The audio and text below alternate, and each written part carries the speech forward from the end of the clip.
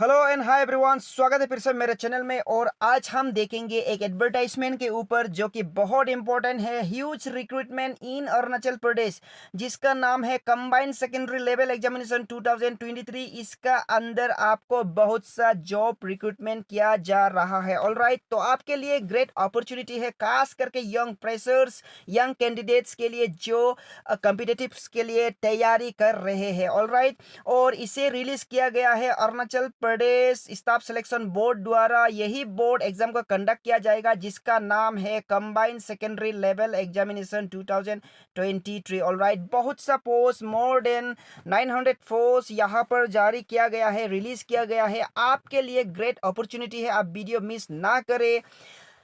अब डायरेक्ट चलते हैं हम एडवर्टाइजमेंट के ऊपर। आज ही के दिन ये पब्लिश किया गया है, आप यहाँ पर देख सकते हैं डेट 3 मई 2023, 3 मई 2023 आज ही के दिन रिलीज किया गया है ये एडवर्टाइजमेंट। इसका ऑफिशियल वेबसाइट में government of Arunachal Pradesh staff selection board द्वारा। तो इसका बारे में आप डिटेल देखिएगा, मैं इस वीडियो में दे रहा हूं। और अगर आप नए हैं तो सब्सक्राइब कर सकते हैं। बिना देर किए हम जल्दी से शुरुआत कर लेते हैं। नाउ, इनसे पहले हम ये कंबाइंड सेकेंडरी लेवल एग्जाम 2023 ये क्या चीज़ है पहले मैं बता देता हूँ। कंबाइंड सेकेंडरी लेवल, इसका मतलब है यहाँ पर सेकेंडरी लेवल का एग्जाम है। मतलब यहाँ पर क्लास 10 पास कैंडिडेट ये एग्जाम को अपियर कर सकते हैं, इसीलिए कंबाइंड सेकेंडरी लेवल एग्जामिनेशन कहते हैं। और इसके तहत बहुत सा आपका जॉब वैकेंसी रिक्रूटमेंट किया जा रहा है। अब मेरे वीडियो में आप पता चलेंगे, आप वीडियो बने रहे। नाउ, इनसे पहले इंपॉर्टेंट डेट्स को हम देखते हैं। इंपॉर्टेंट डेट्स क्या है देखिए, जो इसका ऑनलाइन फॉर्म फिल होगा वो 6 जून से स्टार्ट होगा। अब मई है, जून का जो 6 है उससे स्टार्ट होगा, आपको हमेशा रेडी रहना है। और उसका क्लोजिंग डेट होगा 30 जून, मतलब आप 30 जून में ही ये क्लोज हो जाएगा इसका जो ऑनलाइन फील। आप इसलिए लास्ट डेट से पहले जल्दी से फील कीजिए। और इसका बाद जो डेट ऑफ पीईटी, मतलब क्या है, ये फिजिकल एफिशिएंसी टेस्ट, वो होगा आपका 18 अगस्त 2023 को। इसका बाद जो रिटन टेस्ट होगा वो होगा 26 नवंबर 2023। इसका मतलब नवंबर दिसंबर यही साल का अंदर आपको जॉब मिलने वाला है। अगर आप इस चैनल में नए हैं तो आप सब्सक्राइब कर सकते हैं मेरे चैनल में। और मैं हूँ आपका अपना local teacher Modi sir. Now let's begin. मैंने जस्ट अभी बताया कि एग्जाम का नाम है कंबाइंड सेकेंडरी लेवल एग्जामिनेशन 2023, जिसे कंडक्ट किया जा रहा है Arunachal Pradesh staff selection board द्वारा। तो इसके अंदर में ये पोस्ट दिया गया है। क्या क्या पोस्ट है आप देख सकते हैं।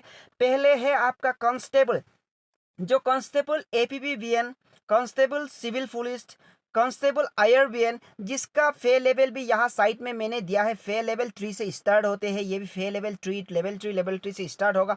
साथ ही साथ fireman level 3, lab attendant level 2, manual assistant level 1, MTS level 1। और जितने भी ये सारा कैटेगरी पोस्ट का कैटेगरी है, ये I mean to say that अगर आप क्लास 10 पास है तो आप एलिजिबल है। ऑलराइट, मतलब आप अगर क्लास 10 ऑलरेडी पास हो चुका है तो इस फोर्स को अब अपियर कर सकते हैं। अगर नंबर ऑफ फोर्स यहाँ देखिएगा, जो एसटी का है वो 935 फोर्स है। और अनरिजर्व कैटेगरी होता है, जो अनरिजर्व डायरेक्ट एंट्री ले लेता है अनरिजर्व। और अनरिजर्व का मतलब क्या है, अभी मैं आपको कंफ्यूजन दूर कर देता हूँ।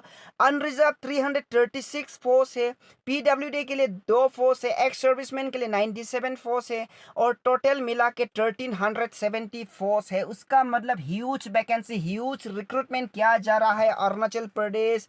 तो आपके लिए ग्रेट अपॉर्चुनिटी है, आप मिस नहीं करना है। बस अगर आप क्लास 10 पास है तो आप अपियर कर सकते हैं। ऑलराइट, ये अनरिजर्व का मतलब क्या है, जैसे कि यहाँ देख सकते हैं एसटी कोटा में है 935 पोस्ट, मतलब आउट ऑफ 1370 पोस्ट में से जो 935 है वो डायरेक्ट रिजर्व है फॉर एसटी के लिए। लेकिन जो यहाँ में दिया है अनरिजर्व 336, इसमें कोई भी कैटेगरी का कैंडिडेट इसमें फाइट कर सकता है। आप इसमें ये कर सकता है, ये 336 टॉप 336 कैंडिडेट फाइट करेगा, कंपटीशन करेगा, वो अनरिजर्व में चला जाएगा। 336 फोर्स कंप्लीट होने के बाद जो 337 से स्टार्ट होगा वो होगा एसटी कैटेगरी का, वो 935 रिजर्व हो जाएंगे। ऑलराइट, तो ऐसे करके है आपका एसटी रिजर्व और अनरिजर्व। इसका मतलब है जो एसटी है वो भी अनरिजर्व में फाइट कर सकते हैं। तो कुल मिला के आपको 935 प्लस 336 पोस्ट है। ऑलराइट, और जो पीडब्ल्यूडी और एक्स सर्विसमैन होता है वो तो प्योर आपका रिजर्व कैटेगरी के लिए। ऑलराइट, तो ये रहा total number of force and the category of the force. आप देख के समझ आ गया होगा। अब इसका कंडीशन क्या क्या होने वाला है उसे देखते हैं। Let's begin.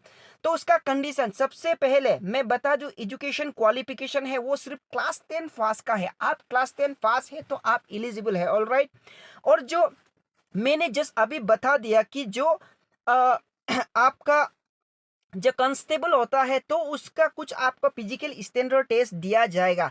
तो मेल और फीमेल दोनों का है। अगर आप जनरल कैटेगरी में है तो आपका हाइट जो 165 सेंटीमीटर होना होगा, फीमेल के लिए आपका 157 centimetre.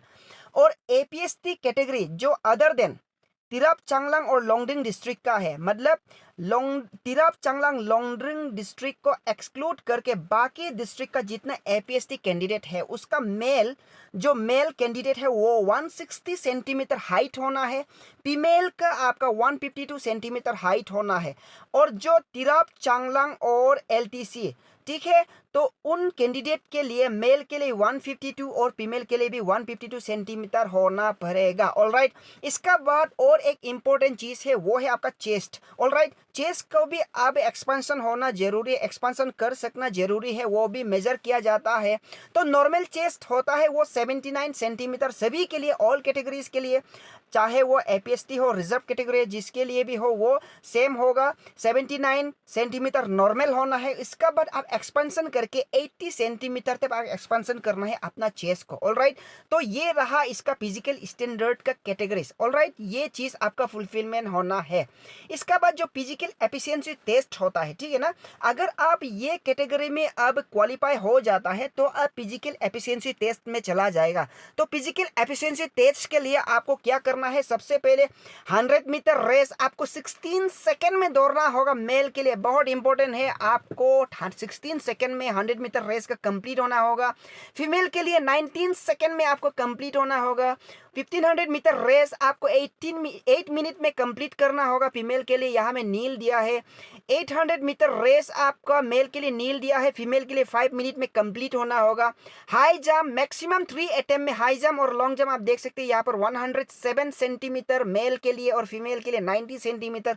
Long jump maximum 3 attempt में आपका 11 फीट और 9 फीट मेल एंड फीमेल के लिए आप यहाँ पर देख सकते हैं। ऑलराइट, ये रहा आपका कांस्टेबल, एपीपीवीएन सिविल और आईआरवीएन फोर्स के लिए। ऑलराइट, फिर आप देख सकते हैं यहाँ पर फिर कांस्टेबल है, जो दूसरा फोर्स के लिए है कांस्टेबल होता है, ठीक है ना, तो उसके लिए भी अलग सा इसका रिक्वायरमेंट है, तो वो भी आपको फुलफिल होना पड़ेगा। ठीक है, तो आप यहाँ पर देख सकते हैं। ओके, तो ये रहा फिजिकल एफिशिएंसी टेस्ट। नाउ अब चलते हैं दूसरा पार्ट में। दूसरा पार्ट में है फायरमैन का, इंपॉर्टेंट है फायरमैन। ये भी क्लास 10 पास फायरमैन का, क्लास 10 अगर आप पास है तो फायरमैन के लिए आप अफेयर कर सकते हैं। तो उसका फिजिकल स्टैंडर्ड टेस्ट क्या होगा, सिर्फ मेल के लिए है। ऑलराइट, तो जनरल के लिए 165 सेंटीमीटर, एपीएसटी के लिए 160 सेंटीमीटर हाइट होना है, और जो टीसीएल है उसके लिए 152 सेंटीमीटर होना है। और सेम ऑल कैटेगरीज के लिए जो आपका चेस्ट का एक्सपेंशन होगा वो नॉर्मल 179 सेंटीमीटर और 84 सेंटीमीटर एक्सपेंशन होना है।